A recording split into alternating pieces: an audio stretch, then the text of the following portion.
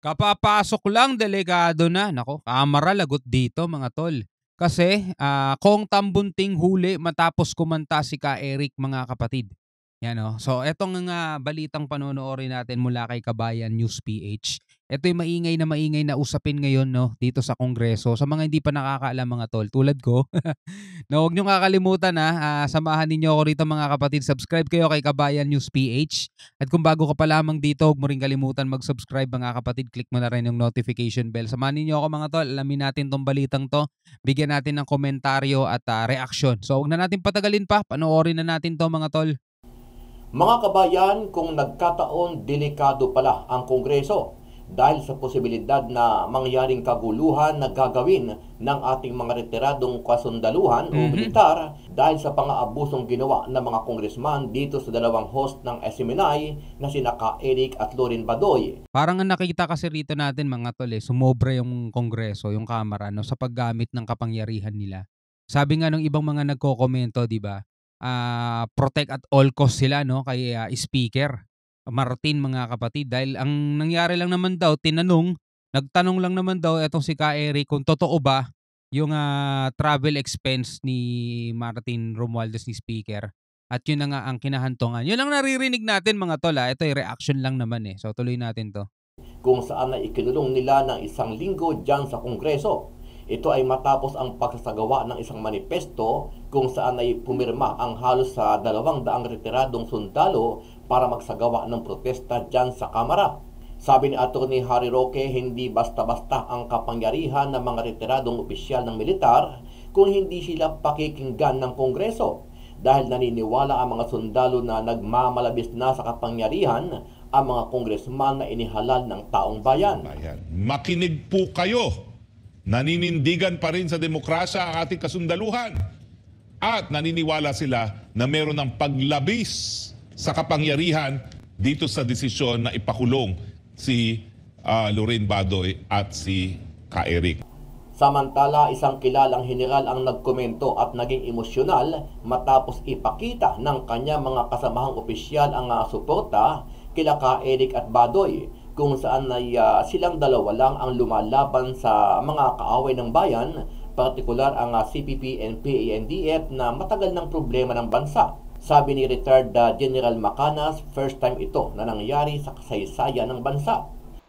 First time in history ng mga PME graduates nagkaisa. Powerful po yung manifesto na yun na signed by almost 200. Sumisigaw o bumubisita kay Ka Eric at Doc Badoy. Ano ang masasabi mo dito, kabayan? Naniniwala ba kayo na nagkaroon ng panik at natakot ang mga congressman sa mga retired militar kung bakit agad nilang pinakawalan sina Ka Eric at Badoy? Sama-sama nating panoorin ang buong video at pakicomment nyo po ang inyong mga reaksyon at sariling opinyon.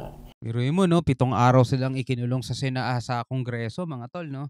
Sa tingin ba ninyo may pagmamalabis sa kapangyarihan yung mga kongresista natin mga tol?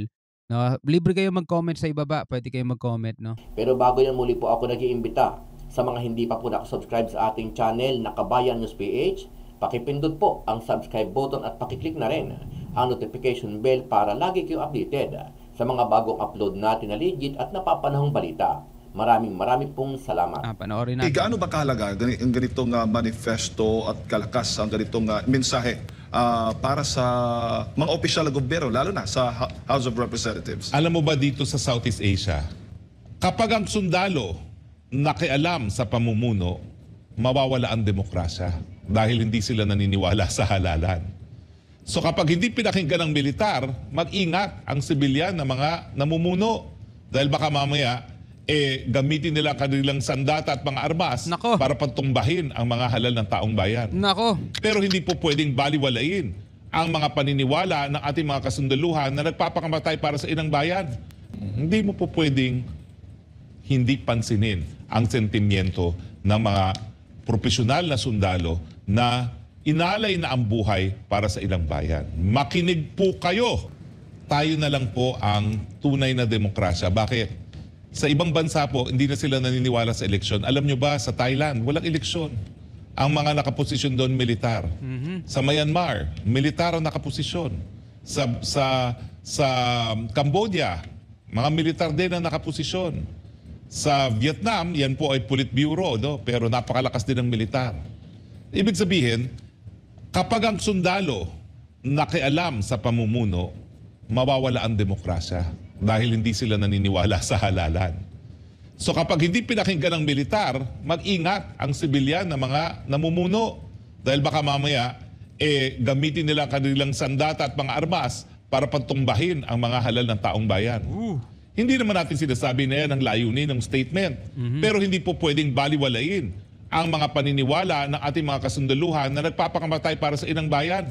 Nagpapakamatay sila para sa demokrasya at hindi sila nagpapakamatay para sa mga nag-aabuso sa kapangyarihan. Hindi mo po pwedeng hindi pansinin ang sentimiento ng mga profesional na sundalo na inalay na ang buhay para sa ilang bayan. Makinig po kayo. Naninindigan pa rin sa demokrasya ang ating kasundaluhan at naniniwala sila na meron ng paglabis sa kapangyarihan dito sa desisyon na ipakulong si Lorraine Badoy at si Ka-Eric. Naintindihan ko kasi ang sentimiento niyan eh. Kasi ako, dati akong aktivista, no? Talaga naman pong pupulaan natin ang kasundaluhan, human rights abuses.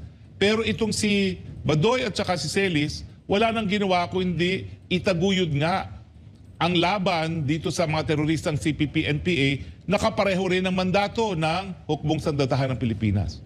Kumbaga nagkakaisa sila na protektahan ng demokrasya laban sa banta ng CPP-NPA na terorismo. So, sila ay magkabaro. Yung iba, yung mga sundalo, hawak ang baril at inaalay ang buhay. Pero si Ka-Eric at saka si Lorraine Badoy, inaalay naman nila ang pang-araw-araw na buhay nila dito sa laban sa terorismo. Grabing yabang ng mga kongresista na ito. Nakakaawa sina Doc Badoy at Ka-Eric. Kahit sinong manood na objective na Pilipino, makikita talaga ang kawalan ng hustisya na iginawad ng mga kongresista natin kay Ka-Eric and Dr. Badoy. Kaya nga arrogance, notoriety, tigas ang ulo, and corruption. So, marami pa siyang sinabi. Kaya lang, later on ko na lang i-discuss. First time in history ng mga PME graduates nagkaisa. I've been assigned in PMA for more than 3 years. Alam ko yung samahan ng mga PMAers. They look up to each other, lalo na itong mga upperclassmen. Yung seniority, yung loyalty, nandun sa kanila. Example itong senior, example, class 83, kernel lang. Hindi. Example, yung experience ko, class 83, 3-star general. Yung class 80, nagbisita. 1-star lang tong class 80. Nako, sir ng sir. Talagang sir, anong kailangan nyo sir? Sige sir, at aksyonan ko kaagad yan sir. Ganon ang sabi nitong class 83 na 3-star general. Kung ano ang nire-request nitong class 80 na senior niya sa academy, ganon po ang samahan ng mga cavaliers o PMAers. Respeto, no? Very influential, very powerful po yung manifesto na yun na signed by almost 200. Ay baka ngayon, dumadami pa eh. Hindi ko pa nakuha yung exact dahil marami pang gustong pumirma. Halos lahat are retired generals. Tapos nagkaisa sila. Nako, ang plano pala is pag hindi ni-release, baka ngayong araw na ito makalawa, nandun na mga PMAers. Nako, saan ka nakakita mga PMAers, the best minds, the cream of the crop sa ating defense establishment, nandun. Sumisigaw o bumubisita kay Eric at Doc Badoy. Nakakatuwa naman ito, yung ganong suporta, no? All sectors of society, namely, may nabasa akong resolution, mga Mindanao tribal leaders naman, nananawagan nga i-release sila. Mga dating kadre ng NPA, mga lawyers, mga US-based Pinoys, ang daming nananawagan, mga journalist, dating Press Secretary Kit Tata, dating senador, sino pa ito? Si Rigoberto Tiglao. Basta hindi mo mabilang. All sectors, mga common tao, mga even active soldiers, galit na galit. Hindi lang makapagsalita yung nasa active. Kailang alam ko yung sentimento nila.